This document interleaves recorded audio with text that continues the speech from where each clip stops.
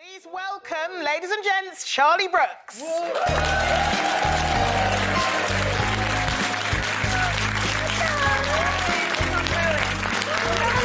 Hi, darling. Welcome back. Thank you. Hello. I'm a bit scared of you now. Oh, Linda, stop it. You know that it's not real. Carol doesn't, though. She is a bit scared. Look, I did say to you earlier, didn't I? I said, look, I love you, but I really, really, really hate Janine. Yeah, I know. I think a lot of people feel the same way. I mean, who writes that stuff? It's evil. I mean, it is evil, and you play it so well. But just going back a bit, the last time you were on the show, you were just going back into it. Yes. And that was more than a year ago, and you were only going in for a year. So Yeah. how come you're still there? I'm not. Well, I'm on screen, Well, you're not but now, I left. I left a couple of months. About 6 weeks ago now. Wow. So I went back and I did a year and a half, and I've had the best time. Have you? Yeah, it's been amazing. You know, she's awful in many ways, but she's really fun to play. She's really annoying to watch because you think, Thanks. This is meant to be a nice show. She is, though, because when you're watching it, you just think, how can all those people not see how awful she is? How can all those people not see how misunderstood she is? All she wants is love. She's not. She's evil. It's quite clear that Mick and Linda are still in love. Barry. Right? He slipped. Well, yeah, no, well, Mick, Shirley warned her. She said there's always going to be a bit of love there. And now Janine's just literally sent herself crazy. I know. over it. Yeah, but So- it's not over nothing, is it? It's actually, that is actually, you know, female intuition and all that. She can sense that. And that she can't cope with. Well, yeah, Carol's been keeping us up to date. Well, keeping me up to date. you're what's a been happening. true I'm Because you're a massive fan, and I've been out of the fan. country for Total. weeks, so I'm a you've total been fan. catching me up on everything that's been happening. I'm a little bit behind myself because Mark really doesn't like watching it because he just don't like it. So I'm not sure, but I know that tonight there's a big reveal and then Christmas. You're involved in the big Christmas storyline, aren't you? Yes, lots and of... someone is definitely it's definitely going to die because they always do it. Are you going to kill someone again? No, Linda, you have to wait and see. You'll have to watch it and ring me after. How does it feel now, knowing exactly what's happened because you've done it all? Yes. It must be really hard not to, you know, tell people. I offered her money earlier. Tell me. She did, actually, she did. No, I'm very good at keeping my mouth shut. You know, I'm very excited So for am I, so you can tell me and I won't tell them. That's the last person in the world that you should be telling. I think they're going to be really high drama episodes, and I'm very, very excited for people to watch them on Christmas Day and Boxing Day specifically. How did you feel leaving this time? Were you upset or were you just looking forward to Pastures New? Because I know you got another big project Yes, on the go. I love going back and I love leaving, and I'm doing something really exciting at the moment. I'm working with the National Theatre. You are? I know, so we're taking a production of The Ocean at the End of the Lane on tour. We open on the 12th of December at the Lowry in Manchester, and I can't wait.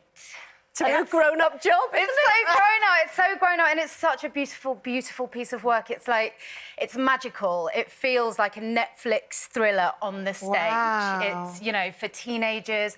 Get the teenagers off their screens, get them into the theatre.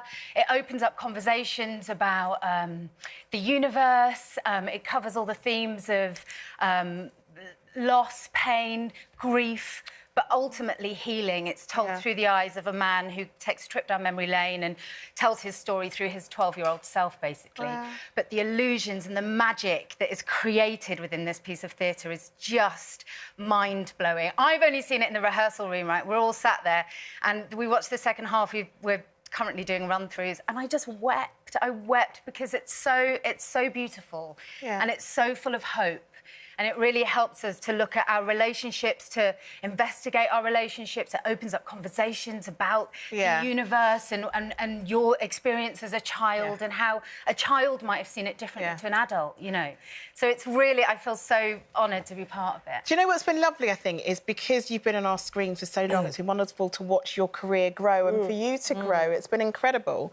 But I do have to ask about your stint in the jungle, because you did it with Linda. And it's like in a really like, you know, selfish way, because I've obviously only just come out. What year was it you did? But you were 2012. 2012. Yeah, 12. What was it like for you doing it?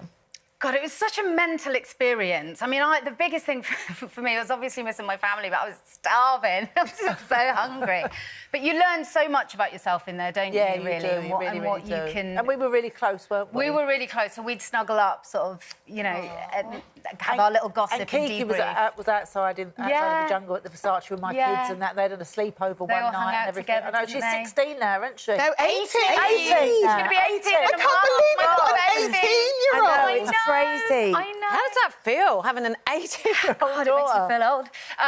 Do you know what? She's turning into such a beautiful young lady. So I'm really proud of her. She's been working really hard. It's challenging, you know. Teenagers can be really challenging, but yeah, we're getting there. Does she want to be in the biz? Oh, she came out with jazz hands. Talking about young people in the biz, because we've got kids or all in the business. Yeah. But thinking back to a time, you know, in the 1900s when I went to drama school, we were able to get a grant and access money to help you through. It doesn't happen that way anymore. No. But you have an online drama school. I have, for exactly that reason. It can be quite an elitist industry, so I've created an online drama platform called I Am Pro. So it's accessible and affordable, and we have high-end coaches for everybody. You know, we're really... Did you start that in the lockdown? I started that before lockdown, oh, did actually, you? with my brilliant partners, Ben and Emma. Ben, my brother, was in production. Emma was a teacher, head of her department. And so with our skills combined, you know, we created this platform because we really want to create equal opportunity for everybody in the industry so they can access all this brilliant stuff. Because it used to be just for kids that had money, wasn't it? And whatever. Yeah, it's really tricky. Brilliant. So we have celebrity masterclasses on there and on-demand library of videos and workshops and live classes, and I feel really, really proud of it. Yeah, it's making it open and available to all. McGiff will do a dance workshop for you. Will you? You have to do it. If you don't, I'll kill you. Now, why do I believe that?